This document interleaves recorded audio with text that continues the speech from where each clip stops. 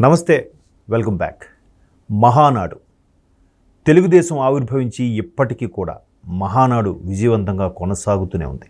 సుమారుగా 1982లో ప్రారంభమైన ఈ మహానాడు నేటికి కూడా వివిధంగా అంటే అది దాన్ని ఏమంటారు మర్రి చెట్టులాగా విస్తరిస్తూ వస్తుందే తప్ప ఎక్కడ ఒక ప్రాంతీయ పార్టీ ఈ స్థాయిలో ఎదగడము, ఈ స్థాయిలో ప్రజలకు సేవలు అందించడం. ప్రజలకు సేవలు అంటే ఇక్కడ నా ఉద్దేశం ప్రభుత్వం వచ్చినప్పుడు సేవలు అందించడం కాదు, ప్రభుత్వం లేనప్పుడు కూడా ప్రతిపక్ష హోదాలో ఉన్నప్పుడు కూడా ఆ పార్టీ కార్యకలాపాలు కానీ ఆ కార్యక్రమాలు కానీ ఆ పార్టీ నుంచి ఉద్భవించిన ఎన్టీఆర్ ట్రస్ట్ లాంటివి కానీ ఎప్పటికీ చాప కింద నీరులాగా విస్తరిస్తూనే సేవలు అందిస్తున్నారు. బట్ దాని మీద ఎక్కడ ఏ ఎన్నికల్లో కానీ ఏ పబ్లిసిటీలో కానీ ఎక్కడ వాడుకోరు, చెప్పరు. మీరు కావాలంటే తోటి జర్నలిస్ట్ సోదరులకు కూడా ఎవరికైనా అడగచ్చు, ఏ పార్టీ ఆఫీసుకు సంబంధించిన ప్రెస్ మీట్ పెట్టినా ఎక్కడికెళ్ళినా ఏమీ ఉండదు. కానీ ఒక్క టీడీపీ పార్టీ ఆఫీస్కి ఎప్పుడుకి ప్రెస్ మీట్కి వెళ్ళినా కూడా భోజనాలు పెట్టి మరీ పంపిస్తారు. ఏ కార్యకర్త అయినా గుండె మీద చేసుకొని చెప్పుకోగలుగుతాడో లేదు కానీ బట్ తెలుగుదేశం పార్టీ కార్యకర్త మాత్రం ఆయనకు ఒక జీవిత బీమా, ఆయనకు ఒక కార్డు గుర్తింపు, ఆయనకు సంబంధించిన కుటుంబ సభ్యులకు కూడా భరోసా ఇచ్చేలాగా కొన్ని పథకాలు అవి కూడా ఒక్క టీడీపీలోనే ఉన్నాయనేది అతిశయోక్తి ఏం కాదు, వాస్తవం. అయితే మొన్న ప్రధానమంత్రి గారు ఇచ్చిన పిలుపు మేరకు పొదుపు చర్యల్లో భాగంగా హైబ్రిడ్ మోడల్లో అంటే డిజిటల్ మోడల్లో కూడా మహానాడుని ఎక్కడ ఆపకుండా మహానటుడు నందమూరి తారక రామారావు గారి జయంతి సందర్భంగా ఇప్పుడు ప్రతి సంవత్సరం కూడా ఒక్కొక్కసారి ఒక్కొక్క ప్రాంతంలో నిర్వహిస్తారు. ఈసారి ఉత్తరాంధ్రలో నిర్వహించాలనుకున్నారు. నిజంగా శ్రీకాకుళం జిల్లాలోనే ఆల్రెడీ ముఖ్యమంత్రి చంద్రబాబు నాయుడు గారు ఒక టీమ్గా పెట్టారు. ఆ టీంలో కొంతమంది రాష్ట్ర మంత్రులు అలాగే రామ్మోహన్ నాయుడు గారు వీళ్ళందరూ పర్యవేక్షించి శ్రీకాకుళం జిల్లాలో పెట్టాలని అనుకున్నప్పటికీ ఎప్పుడైతే మోదీ గారి పిలుపు మేరకు ఆయిల్ సంక్షోభము, ఆర్థిక సంక్షోభం చుట్టుముడతాయి అనే తెలిసిన నేపథ్యంలో పొదుపు చర్యలో భాగంగా టీడీపీ కేంద్ర కార్యాలయంలోనే హైబ్రిడ్ మోడల్ నిర్వహించారు. దానికి అధ్యక్షులు అంటే జాతీయ అధ్యక్షులు చంద్రబాబు నాయుడు గారు, అలాగే కార్యవర్గ అధ్యక్షులు లోకేష్ గారు, ఇరు రాష్ట్రాల అధ్యక్షులు వీళ్ళు అందరూ ఉన్నారు. అయితే ఈ సందర్భంగా చంద్రబాబు నాయుడు గారు బాగా నిర్వహించారు. నిజంగా కార్యకర్తలే దీనికి బలం, వీళ్ళ వల్లే మనం ఈ స్థాయిలో ఉన్నాం, వాళ్ళకి ఇచ్చిన ప్రామిస్లు నిలబెట్టుకోవడానికే మనం అహర్నిశలు శ్రమిస్తూ ఉండాలి అన్నారు. దానికి వక్తలు కూడా చాలామంది అద్భుతంగా మాట్లాడారు. అయితే ఇదే సందర్భంలో తెలంగాణ నుంచి వచ్చిన తెలంగాణ టీడీపీ నాయకులైన బక్కన నరసింహులు గారు మాట్లాడుతూ తెలంగాణ పదం లేదా అని ఉంది, దాని గురించి కొంచెం చిన్న విమర్శగా మాట్లాడారు. ఆయన విమర్శ కూడా కాదు, అంటే ఎప్పటికీ టీడీపీని ఏదైతే చంద్రబాబు నాయుడు గారిని తెలుగుదేశం పార్టీని తెలంగాణ గద్దెనెక్కనివ్వం, తెలంగాణలో అడుగు పెట్టనివ్వం, ఇలాంటి కామెంట్స్ ఇప్పటికీ వినిపిస్తున్న నేపథ్యంలో అంటే ఎందుకు ఈ కామెంట్స్ వినిపిస్తున్నాయి? టీడీపీ తెలుగుదేశం పార్టీ తెలంగాణలో పుట్టిందే ఇక్కడే కదా, అన్నగారు ఇక్కడ ఉమ్మడి ఆంధ్రప్రదేశ్గా ఉన్నప్పుడు ఇక్కడ నుంచి అనౌన్స్ చేశారు కదా. మరి ఇక్కడ దీనికి అడుగు పెట్టనివ్వం, ఇక్కడ ఎదగనివ్వం, మొలకెత్తనివ్వం అని మాట్లాడితే దీని వెనక ఎవరు ఉండి మాట్లాడిస్తున్నారు? అంటే ఒకవేళ తెలుగుదేశం పార్టీ మరలా తెలంగాణకు వస్తే ఎక్కడ వీళ్ళు మనుగడ దెబ్బతింటుందని భయమా? ఆ కోణంలో చాలామంది ఈ పరమైన విమర్శలు చేశారనేది ఒక అభిప్రాయం. ఏ పరం? తెలంగాణ పదం దాని గురించి ఆయన చేశారు. అయితే అక్కడ కూడా చంద్రబాబు నాయుడు గారు చాలా సున్నితంగానే ఖండించారు, శుతిమెత్తగా చెప్పారు కూడా. ఏంటని? తెలంగాణ, ఆంధ్ర, రాయలసీమ ఏదైనా మొత్తం తెలుగు వాళ్ళమే, తెలుగు వాళ్ళందరూ హక్కును చేర్చుకుంటేనే ఈరోజుకి తెలుగుదేశం పార్టీ ఉంది. అసలు తెలుగుదేశం పార్టీ పుట్టిందే తెలంగాణలో అన్నగారి టైంలో.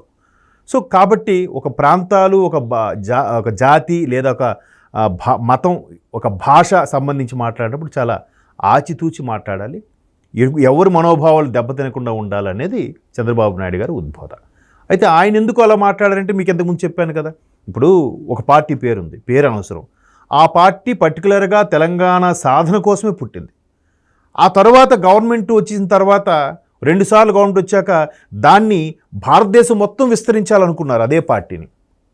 సో వీళ్ళు విస్తరించవచ్చు తెలంగాణ కేంద్రంగా, బట్ వేరే రాష్ట్రాల పార్టీలు ఈ రాష్ట్రంలో ఉండకూడదా, రాకూడదా? ఇది ఎక్కడ న్యాయం? సింపుల్. అంటే మీకు ఈ పార్టీకి ఆ పార్టీ పేరేంటో మీకు అర్థమయ్యే ఉంటుంది.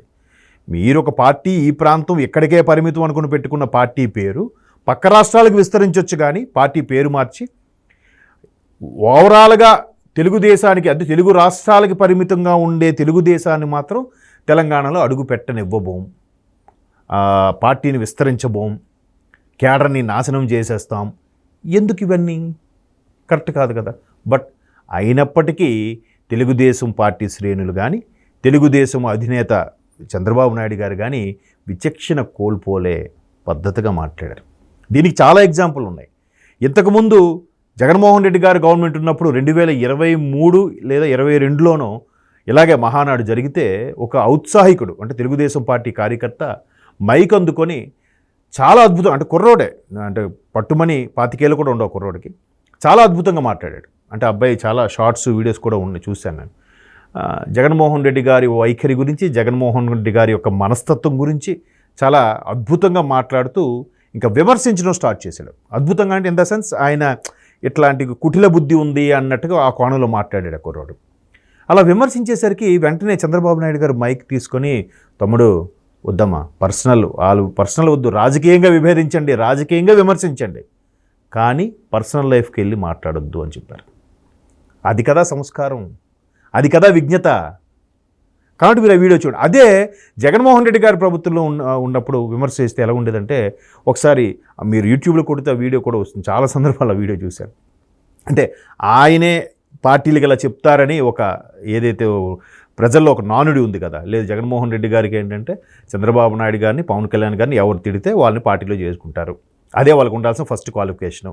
మూడో వ్యక్తి లోకేష్ను కూడా విమర్శించాలి అని ఏదైతే బయట అనుకుంటున్నామో అది రోమర్ కాదు, అది వాస్తవమే అని ఆ వీడియో ప్రూవ్ చేసింది. ఆ వీడియోలో ఏముంటుంది, రోజా గారు ఇలాగే మాట్లాడుతుంటే పక్క నుంచి ఒక వ్యక్తి అక్కడ స్టేజ్ మీద జగన్మోహన్ రెడ్డి గారు ఉంటుండగా వ్యక్తి వచ్చి, సారు చంద్రబాబు నాయుడు గారిని తిట్టమంటున్నారు అన్నట్టుగా, అదే తిట్టమండమో విమర్శించడమో ఏదో చెప్తే వెంటనే రోజా గారు పూనకం వచ్చేలాగా ఊగిపోయి అది ఇది మాట్లాడారు. సో అంటే ఇట్లాంటిది ఇక్కడ చెప్తున్నారు, తిరిగి విమర్శించండి, మాట్లాడండి. ఒకవేళ తల్లి చెల్లి ఆలి అందరి గురించి మాట్లాడితే వీళ్ళు బయటికి వచ్చిన స్టేట్మెంట్ ఏంటో తెలుసా, ఈ వైకాపా వాళ్ళు అన్న మీద అభిమానం కొద్ది ఏమైనా మాట్లాడతారు. ఈవెన్ జగన్మోహన్ రెడ్డి గారు కూడా ఒక సందర్భంలో మాట్లాడారు, వాళ్ళ అభిమానం అలాంటిది, మీరు విపరీతంగా మమ్మల్ని విమర్శిస్తే వాళ్ళు అలాగే మాట్లాడతారని. అందుకేనేమో తల్లిని చెల్లిని దారుణంగా విమర్శించినా కూడా ఎక్కడ ఖండించలేదు. వాళ్ళ అభిమానం అటువంటిది, అభిమానులు కార్యకర్తల అభిమానం. కానీ ఇక్కడ వద్దు తమ్ముడు అలా మాట్లాడొద్దు అని చెప్పారు. ఇప్పుడు కూడా ఆ బక్క నరసింహులకి ప్రాంతం వాటి గురించి మాట్లాడి జాగ్రత్తగా మాట్లాడాలి. అన్ని ప్రాంతాలు, అన్ని భాషలు, అన్ని మతాలు మనకు కావాల్సింది వాళ్ళే, అందరూ గొప్ప వాళ్ళే, తెలుగు వారందరం ఒక తాటి మీద ఉండాల్సిందే అనే చెప్పారు. సో నక్కకి నాగలోకంకున్నంత తేడా ఉంది, అది గమనించాలి మనం.